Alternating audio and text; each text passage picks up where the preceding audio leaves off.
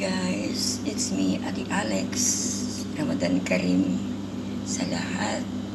So, ating update ngayon ay gagawa tayo ng sweet, which is cream caramel. Ayan. Parang sa Pilipinas ay leche flan. So, in this box guys, all in one na yan. May sugar, everything. Hindi mo na lang kailangang add ng kahit na ano. So, sa loob ng box, makikita natin yung kanyang syrup. Ayan, may syrup siya. Of course, kailangan natin ng evaporated milk. And, of course, ito yung lagay natin. Then, ito na siya. Ilagay ko siya lahat dito, guys. Ayan. Mix well. Ano lang, slow fire lang tayo. Para ano, maybe you notice na yung voice ko ay ganyan. So, kasi everyday concert, charot.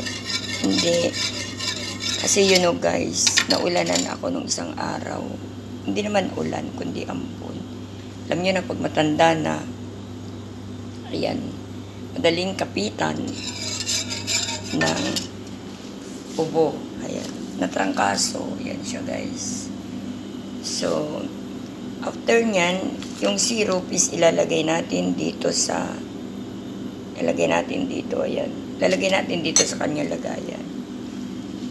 Sa Pilipinas kasi, pag gumagawa tayo ng leche flan, binabaliktad yun, di ba? Yan. Tsaka sugar.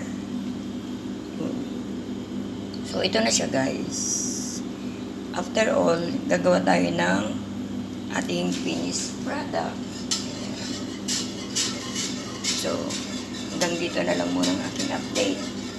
Kasi baka tumigas ang aking caramel. See you in Ramadan Karim. Muah muah.